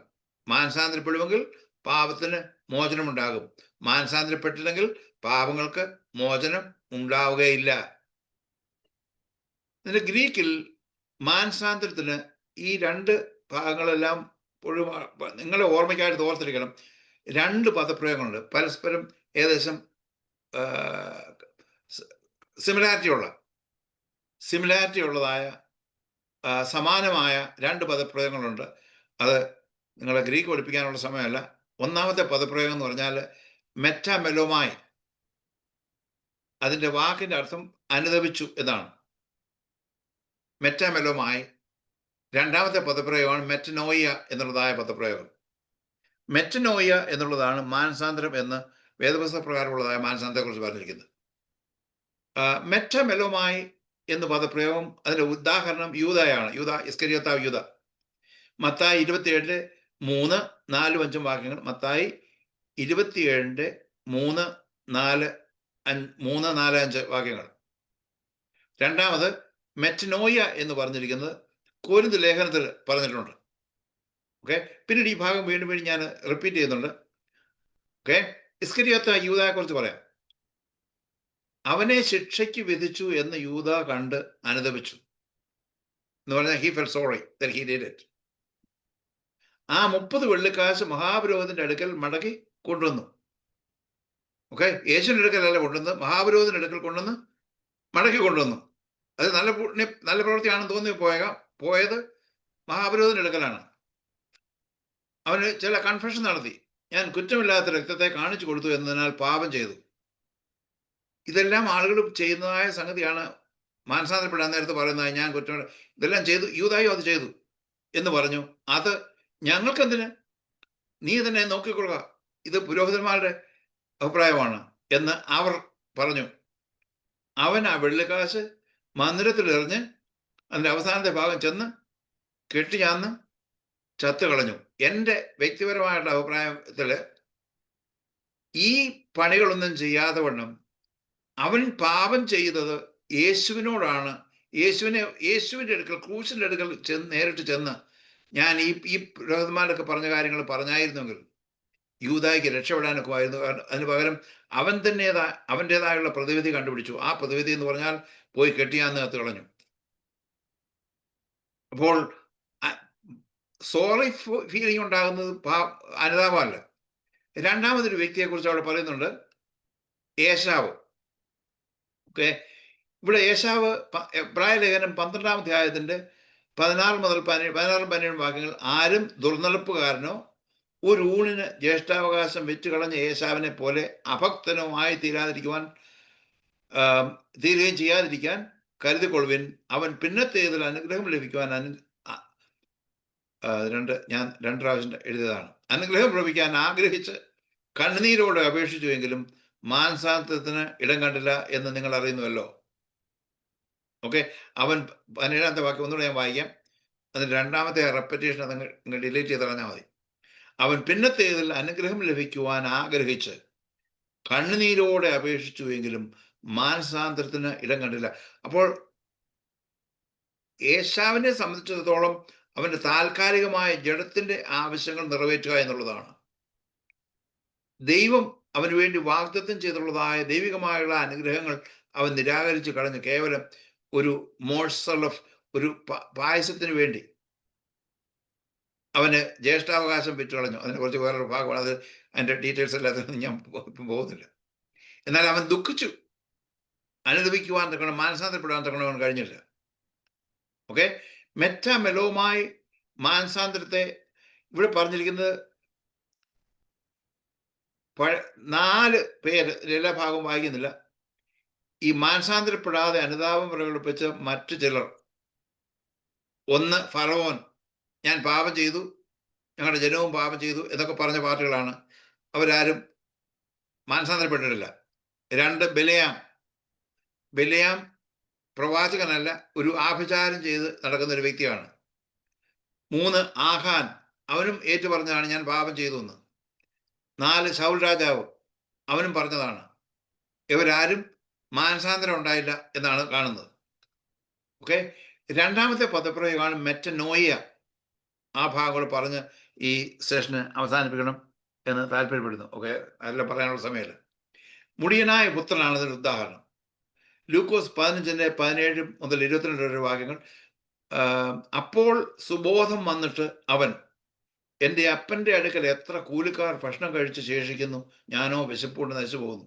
അപ്പോൾ he came to his own senses. ഇത് യേശു പറഞ്ഞതായ ഉപമയുടെ ഭാഗമാണ്. ഞാൻ എഴുന്നേറ്റ് അപ്പൻ്റെ അടുക്കൽ ചെന്ന് അവനോട്, ഇയാളൊരു തീരുമാനമൊക്കെ എടുത്തു, ഒരു ചെറിയ നോട്ടൊക്കെ ഉണ്ടാക്കി, അപ്പാ, ഞാൻ സ്വർഗത്തോട് നിന്നോട് പാപം ചെയ്തിരിക്കുന്നു, ഇനി നിന്റെ മകൻ എന്ന പേരിന് ഞാൻ യോഗ്യനല്ല, നിന്റെ കൂലിക്കാരിൽ ഒരുത്തനെ പോലെ. ഈ കൂലിക്കാരെന്ന് പറഞ്ഞിരിക്കുന്ന പദപ്രയോഗം വളരെ സ്ട്രേഞ്ച്, ഒരു സ്പെഷ്യലായിട്ടുള്ള പദപ്രയോഗമാണ്. ആ കൂലിക്കാരെന്ന് പറഞ്ഞാൽ ഹയേർഡ് സെർവൻ്റ് എന്നാണ്. എന്ന് പറഞ്ഞാൽ ഇവർ ടെമ്പററി വർക്കേഴ്സ്. പിതാവിൻ്റെ ഭവനത്തിൽ അവിടെ സാധാരണ അവിടെ പറമ്പിൽ താമസിക്കുന്നതായ വേലക്കാരുണ്ട്. അതുകൂടാതെ കൃഷികളും മറ്റും വർദ്ധിക്കുന്നതായ സന്ദർഭങ്ങളിൽ വിളവെടുപ്പാൻ വേണ്ടി പ്രത്യേകം ചെയ്യുന്ന ടെമ്പററി വർക്കേഴ്സ് ഉണ്ട്. അവർ ആ പണി കഴിഞ്ഞതിന് ശേഷം അവരങ്ങ് പോകും. അവർ പോലും വളരെ മാന്യമായ നിലയിൽ ജീവിക്കുന്നുണ്ട്. അപ്പം ഇവൻ്റെ ചിന്താഗതിയിൽ കോമൺ സെൻസ് ഉണ്ടായി. എന്താണ് കോമൺ സെൻസായി മാനസാന്തരപ്പെട്ടു എന്നുള്ളതിൻ്റെ തെളിവ് എന്താണ്? അവൻ്റെ പിതാവിനെക്കുറിച്ച്, പിതാവിൻ്റെ ഭവനത്തെക്കുറിച്ച് ഓർത്തു. മാനസാന്തരപ്പെടണമെന്നുണ്ടെങ്കിൽ നമ്മുടെ ദൈവത്തിൻ്റെയും ദൈവത്തിൻ്റെ കരുണയെക്കുറിച്ചുള്ളതായ ഒരു ബോധവൽക്കരണം നമ്മൾക്കുണ്ടാകണം. എങ്കിൽ മാത്രമേ നമുക്ക് മാനസാന്തരപ്പെടാനൊക്കത്തുള്ളൂ. ഓക്കെ, അങ്ങനെ അവൻ എഴുന്നേറ്റു. ഓക്കെ, അങ്ങനെ അവൻ എഴുന്നേറ്റു എന്ന് പറയുമ്പോൾ അതും മാനസാന്തര ഒരു സ്റ്റെപ്പല്ല, അതിൻ്റെ ഒരു അടുത്ത സ്റ്റെപ്പാണ്. അപ്പൻ്റെ അടുക്കൽ പോയി. ദൂരത്ത് നിന്ന് അപ്പൻ അവനെ കണ്ട് മനസ്സലിഞ്ഞ് ഓടിച്ചെന്ന് അവൻ്റെ കഴുത്ത് കെട്ടിപ്പിടിച്ച് അവനെ ചുംബിച്ചു എന്ന് പറഞ്ഞാൽ ചുംബിച്ചുകൊണ്ടേയിരുന്നു എന്നാണ് പറഞ്ഞിരിക്കുന്നത്. മകൻ അവനോട്, അപ്പാ ഞാൻ ആ പറഞ്ഞിരിക്കുന്ന 21ാമത്തെ വാക്യത്തിൽ, അപ്പാ, ഞാൻ സ്വർഗത്തോടും നിന്നോട് പാപം ചെയ്തിരിക്കുന്നു, ഇനി നിന്റെ മകൻ എന്ന പേരിന് ഞാൻ യോഗ്യനല്ല എന്ന് പറഞ്ഞു. അവിടെ മിസ് ചെയ്തൊരു ഭാഗമുണ്ട്. എൻ്റെ ഒരു കൂലിക്കാരനെ പോലെ ആക്കണേ എന്നുള്ളതായ സംഗതി. അവൻ്റെ മനസ്സിൽ യഹൂദന്മാരുടെ മനോഭാവം പോലെ I work my way up എന്ന്, ആദ്യം കൂലിക്കാരനായിട്ട്, പിന്നെ പറമ്പിൽ താമസിക്കുന്ന ഒരു വേലക്കാരനായിട്ട്, പിന്നെ മകനായിട്ട്, ഞാൻ I will work my way up എന്നാണ് അവൻ എഴുതിയിരുന്ന പ്ലാന്. എന്നാൽ യേശു പറഞ്ഞതായ സന്ദർഭത്തിൽ പറയുന്നത്, അപ്പാ, ഞാൻ സ്വർഗത്തോടും നിന്നോടും പാപം ചെയ്തിരിക്കുന്നു, ഇനി നിന്റെ മകൻ എന്ന പേരിന് ഞാൻ യോഗ്യനല്ല. അവിടെ ചെന്നിട്ട് അതാണ് യഥാർത്ഥത്തിൽ അവന് നേരത്തെ സുബോധം വന്നു. അവനൊരു പ്ലാന്, ലെറ്ററൊക്കെ തയ്യാറാക്കി. അത് കഴിഞ്ഞതിന് ശേഷം പോകാനുള്ള താല്പര്യമുണ്ടായി. അവൻ ചെല്ലേണ്ട സ്ഥലത്ത്, ഉദ്ദിഷ്ട സ്ഥലത്ത് പിതാവിൻ്റെ ഭവനത്തിൽ അവൻ എത്തിച്ചേർന്നു. അവിടെ വെച്ച് പറഞ്ഞു, അപ്പാ, ഞാൻ സ്വർഗത്തോടും നിന്നോടും പാപം ചെയ്തിരിക്കുന്നു. അതാണ് മാനസാന്തരത്തിൻ്റെ സ്റ്റെപ്പ് എന്ന് പറഞ്ഞാൽ. ഇവിടെ വെച്ച് ഞാൻ ഈ സെഷൻ അവസാനിപ്പിക്കണമെന്ന് താല്പര്യമുണ്ട്. ഈ ഭാഗം തുടങ്ങി നമ്മൾ അടുത്ത ആഴ്ച ഇതിനെക്കുറിച്ച് 2 കാര്യങ്ങൾ പറയാനുണ്ട്. അതുകൊണ്ട് അടുത്ത ആഴ്ച കർത്താവ് വരുവാൻ താമസിച്ചാൽ സംസാരിക്കുന്നതായിരിക്കും. കർത്താവ് സഹായിക്കുമാറാകട്ടെ. ആമേൻ. വളരെ അനുഗ്രഹിക്കപ്പെട്ട രീതിയിൽ ക്ലാസ് എടുക്കുവാൻ സ്വർഗത്തിലെ ദൈവം ഇന്നും കർത്താവിന്റെ ദാസനെ ബലപ്പെടുത്തിയതോർത്ത് സ്തോത്രം ചെയ്യുന്നു. എനിക്കറിയാം സമുദായസ്ഥരായ ചില പ്രിയപ്പെട്ടവരൊക്കെ നമ്മളോടൊപ്പം ജോയിൻ ചെയ്തിട്ടുണ്ട്. ആർക്കെങ്കിലും എന്തെങ്കിലും ഇന്നത്തെ ക്ലാസ്സിനോടനുബന്ധിച്ച് മധ്യസ്ഥരുടെ കാര്യത്തിലോ എന്തെങ്കിലും സംശയമുണ്ടെങ്കിൽ ദയവായിട്ട് ചോദിക്കാനുള്ള അവസരമുണ്ട്. ദൈവം സഹായിക്കട്ടെ. ഇങ്ങനെയുള്ള സംശയങ്ങൾ വെച്ചോണ്ടിരിക്കരുത്. അപ്പോൾ എന്തെങ്കിലും സംശയം അങ്ങനെ ഉണ്ടെങ്കിൽ ചോദിക്കുക. ദൈവം സഹായിക്കട്ടെ. സ്തോത്രം. ഇല്ല എങ്കിൽ നമുക്ക് പ്രാർത്ഥനയോടെ നമുക്ക് പിരിയാം. ഇന്ന് രാത്രിയിലും ദൈവം ശക്തീകരിച്ചല്ലോ, സഹായിച്ചല്ലോ. നമുക്ക് സ്തോത്രത്തോടെ ദൈവകരങ്ങളിൽ ഏൽപ്പിക്കാം. കർത്താവിന്റെ ദാസനെ ദൈവം സഹായിപ്പാൻ. ചോദിച്ചോട്ടെ? ചോദിച്ചു. സാർ, ഈ 1 ശമൂവേലിലെ ആ വെളിച്ചപ്പാടത്തിയെ കണ്ട കാര്യം പറഞ്ഞല്ലോ. അപ്പം അതിനകത്ത് ശമൂവേൽ ശൗലിനോട് നീ എന്നെ വിളിച്ചതിനാൽ എന്റെ സ്വസ്ഥതയ്ക്ക് ഭംഗം വരുത്തിയത് എന്ത് എന്ന് ചോദിച്ചു. അങ്ങനെ ഒരു വാക്യത്തിനകത്ത് കാണാം. പിന്നെ അതിനുശേഷം നടക്കാൻ പോകുന്ന കാര്യങ്ങളെ കുറിച്ച് പറയുകയും ആ പ്രോഫസി നിവർത്തീകരിക്കുകയും ചെയ്യുന്ന ഒരു കാര്യം കാണാം. അപ്പൊ അത് ശമൂവേൽ തന്നെ അല്ലെന്നാണ് കർത്താവ് ദേവദാസൻ പറഞ്ഞത്. അത് എങ്ങനെയാണത്? വെളിച്ചദൂതൻ തന്നെയാണോ ഇങ്ങനെ പ്രോഫസി പറയുന്നത്? വെളിച്ചദൂതൻ തന്നെയാണ് പറയുന്നത്. കാരണം അവള് കേട്ടതായ സംഗതി ശൗലിന്റെ അടുക്ക പറയുന്നതേ ഉള്ളൂ. ഈ വെളിച്ചപ്പാടത്തി ആഭിചാരം ചെയ്ത് ഈ മരിച്ചവരുമായിട്ട് ചെയ്യുന്ന ആൾക്കാർ അവള് പറഞ്ഞ എല്ലാ കാര്യങ്ങളും പിശാച് വേണ്ടി വന്നാല് അവസരോചിതമായിട്ട് കള്ളം ഏകദേശം സംഭവിക്കാൻ അവിടെ ഒരു എസ്കേപ്പിനുള്ളതായ ഒരു മാർഗം പോലും അവിടെ പറയുന്നില്ല. ദൈവത്തിന്റെ സന്നിധിയിൽ ചെല്ലുന്ന വേളയിൽ എപ്പോഴും മാനസാന്തരപ്പെടാനുള്ള ഒരു പ്രൊഫഷൻ അവിടെ ഉണ്ടാക്കിയിരിക്കും. ഇവിടെ മാനസാന്തരത്തിനുള്ളതായ യാതൊരു സംഗതിയുമില്ല. പിശാചിന് ഇമ്മീഡിയറ്റ് ആയിട്ട് നടക്കാനിരിക്കുന്ന പല കാര്യങ്ങൾക്കും പിശാചിനറിയാം. ദീർഘമായിട്ട് നടക്കേണ്ട അനേക കാര്യങ്ങൾ അറിയാവുന്നതെന്ന് പറഞ്ഞാൽ അവനെ നിത്യനരകത്തേക്ക് വിടുന്നു എന്നുള്ളതായ സംഗതിയാണ്. എന്നാൽ പിശാച് അവിടെ പറഞ്ഞിരിക്കുന്നത് പ്രവചനമായിട്ടല്ല.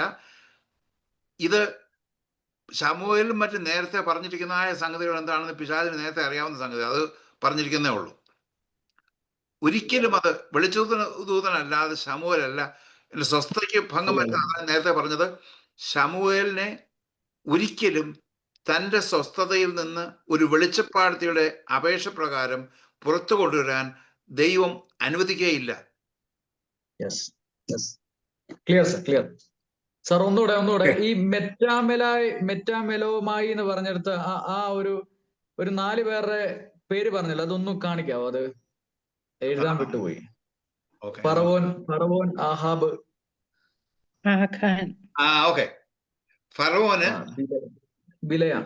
ബിലയാം സംഖ്യാപുസ്തകം 22:34, ആഖാൻ യോശുവ 7:20. അവിടെ ആഖാൻ പറയുന്നുണ്ട് ഞാൻ പാപം ചെയ്തു. ശൗൽ രാജാവ്. കിട്ടി. Okay, thank you. Price the Lord. ദൈവം സഹായിക്കട്ടെ. വളരെ ആത്മാർത്ഥതയോടെ ഇതൊക്കെ ശ്രദ്ധിക്കുന്ന പ്രിയപ്പെട്ടവരെ ഓർത്ത് സ്തോത്രം ചെയ്യുന്നു. കിരണാണെങ്കിൽ എനിക്കിന്ന് മെസ്സേജ് അയച്ചു, ഇന്നലെ എനിക്ക് ജോയിൻ ചെയ്യാൻ പറ്റിയില്ല സാറേ എന്നൊക്കെ. വളരെ ആത്മാർത്ഥതയോടെ ശ്രദ്ധിക്കുകയും സംശയങ്ങളൊക്കെ ഉന്മൂലനം ചെയ്യുന്നതും ദൈവം പ്രിയ പൈതലിനെ സഹായിക്കട്ടെ. നമുക്ക് പ്രാർത്ഥനയോടെ പിരിയാം. ഇന്ന് രാത്രി കർത്താവിന്റെ ദാസനെ ദൈവം സഹായിച്ചു. അടുത്ത ദിവസങ്ങളിലും ദൈവം ശക്തമായി ഉപയോഗിപ്പാൻ ഈ ദൈവവചനം കേൾക്കുന്ന ഒത്തിരി സമുദായസ്ഥരുണ്ട്, മറ്റ് മതസ്ഥരുണ്ട്. അവർക്കൊക്കെ ഈ ക്ലാസ്സുകൾ ഒരു അനുഗ്രഹമായി തീരുവാൻ ദൈവാത്മാവ് നമ്മൾ വലിയൊരു പരസ്യമോ നടത്തുന്നതിനേക്കാളൊക്കെ എഫക്റ്റീവായിട്ട് ഈ ക്ലാസ്സുകൾ തീരേണ്ടതിനായിട്ട് സ്തോത്രം നമുക്ക് ദൈവകരങ്ങളിൽ ഏൽപ്പിച്ച് സ്തോത്രം ചെയ്യാം. അവസാനമായി എല്ലാവരും സ്തോത്രം ചെയ്തുകൊണ്ടിരിക്കുമ്പോൾ praise the lord, praise the lord. പ്രിയ നിസിമോൾ ജോഷി പ്രാർത്ഥിക്കുകയും കർത്താവിന്റെ ദാസൻ നമ്മോടൊപ്പം ജോയിൻ ചെയ്തിട്ടുണ്ട്. അദ്ദേഹം ആശീർവാദം പറയുകയും ചെയ്യും. നിസിമോൾ ജോബി. പിതാവേ, നല്ല സമയത്തിനായി സ്തുതിക്കുന്ന കർത്താവെ, കേൾപ്പിച്ച നല്ല കർത്താവെ, നല്ല ആലോചനയ്ക്കായി സ്തുതിക്കുന്ന കർത്താവെ, നല്ല മീറ്റിങ്ങിൽ കൂടുവാൻ ദൈവമേ കർത്താവെ, ദൈവവചനത്തിൽ ആഴങ്ങളെ പഠിക്കുവാൻ കർത്താവെ ഞങ്ങളെ ഇടവരുത്തിയനായി സ്തുതിക്കുന്ന കർത്താവെ, പ്രിയ ദൈവദാസനെ അതിനു വേണ്ടി ബന്ധപ്പെടുത്തിയനായി സ്തുതിക്കുന്നു. അതിനുവേണ്ടി കർത്താവെ ഹല്ലേലൂയ കർത്താവെ, അതിനുവേണ്ടി കർത്താവെ അധ്വാനിക്കുന്ന എല്ലാ ദൈവദാസന്മാരെയും അവിടുന്ന് അനുഗ്രഹിക്കണമെന്ന് പ്രാർത്ഥിക്കുന്ന കർത്താവെ, നിങ്ങൾക്ക് ആ വചനങ്ങളെ ഉൾക്കൊള്ളുവാൻ, അനേകരോട് ദൈവത്തിന്റെ വചനം സംസാരിക്കുവാൻ, കർത്താവ് യഥാർത്ഥ സുവിശേഷം അറിയുവാൻ കർത്താവ് ഇടവരുത്തണമെന്ന് പ്രാർത്ഥിക്കുന്ന കർത്താവെ. അതിനായി ഞങ്ങൾ ഓരോരുത്തരെയും സമർപ്പിക്കുന്നു. മാനമഹത്ത് അപ്പച്ചൻ എടുത്താട്ടെ, യേശുവിന്റെ നാമത്തിൽ തന്നെ. ആമേൻ. Praise the lord. ഇന്ന് രാത്രികാലം കടന്നു വന്ന എല്ലാവരെയും കർത്താവ് അനുഗ്രഹിക്കട്ടെ. വളരെ ആധികാരികമായി ദൈവവചനം പഠിപ്പിച്ച കർത്താവിന്റെ ദാസൻ ഡോക്ടർ ജോർജ് വർഗീസിനോട് നന്ദിയെയും സ്നേഹത്തെയും വീണ്ടും അറിയിക്കുന്നു. നമ്മുടെ ക്ലാസ്സിൽ പുതിയ ആൾക്കാരെ ചേർക്കുവാൻ നിങ്ങൾ മറക്കരുത്. നിങ്ങൾ കാണിക്കുന്ന ഉത്സാഹത്തിനും സ്നേഹത്തിനും നന്ദി പറയുന്നു. കർത്താവ് സഹായിക്കട്ടെ. ആശീർവാദത്തോടെ നമുക്ക് പിരിയാം. കണ്ണുകളടയ്ക്കാം. പിതാവായ ദൈവത്തിന്റെ സ്നേഹവും പുത്രനായ ക്രിസ്തുവിന്റെ കൃപയും ആശ്വസിപ്പിച്ച് വഴി നടത്തുന്ന പരിശുദ്ധാത്മാവിന്റെ സംസർഗം കൂട്ടായ്മയും കാവലും നമ്മുടെ ഓരോരുത്തരുടെ കൂടെയും ഇന്ന് വചനം പഠിപ്പിച്ച കർത്താവിന്റെ ദാസനോട് കൂടെയും ഈ ഓൺലൈൻ ബൈബിൾ കോളേജിന്റെ എല്ലാ പ്രവർത്തനങ്ങളോട് കൂടെയും ഇന്നു മുതലേക്കും കർത്താവിന്റെ വരെയും ഉണ്ടായിരിക്കുമാറാകട്ടെ. ക്രിസ്തയേശുവിനെ കർത്താവിനെ നമുക്ക് നന്ദിയോടെ സ്തുതിക്കാം. Hallelujah. Hallelujah. God bless you. Have a blessed night. God be with you. Thank you. എല്ലാവരെയും ദൈവം സഹായിക്കട്ടെ. പുതുതായിട്ട് ചേർക്കുന്നവരുണ്ട്, ഇന്നും ചേർന്നവരുണ്ട്. ദൈവം അവരെ സഹായിക്കട്ടെ. പ്രത്യേക പ്രിയ ജോർജ് ലോനൻ ഇന്ന് ചേർന്നതാണ്. ദൈവം സഹായിക്കട്ടെ. ബോംബെയിൽ നിന്ന് ചേർന്ന പ്രിയ സഹോദരനെ ഞങ്ങൾ സ്വാഗതം ചെയ്യുന്നു. മിസ്റ്റർ ഫെർണാണ്ടസ് ആണ്. പുള്ളി കാനഡയിൽ ഇരുന്നുകൊണ്ട് ഒത്തിരി പേരെ ചേർക്കുന്നുണ്ട്. ദൈവം സഹായിക്കട്ടെ. പോയി പരിചയപ്പെടുന്നവരെ, വിസിറ്റ് ചെയ്യുന്നവരൊക്കെ ദൈവം എല്ലാവരെയും സഹായിക്കട്ടെ. പുതുതായിട്ട് ജോയിൻ ചെയ്തവരെ എല്ലാം വളരെ സ്വാഗതം ചെയ്യുന്നു. ദൈവം എല്ലാവരെയും അനുഗ്രഹിക്കട്ടെ. നമ്മുടെ സിസ്റ്റർ മേഴ്സി ഫിലിപ്പ് അനേക പുതിയ ആൾക്കാരെ ജോയിൻ ചെയ്തു. അതിനുള്ള നന്ദി അറിയിക്കുന്നു. ജോയിൻ ചെയ്തതിന് പ്രൈസ് ദി ലോർഡ്. എല്ലാവരെയും ദൈവം സഹായിക്കട്ടെ. Thank U. God bless you.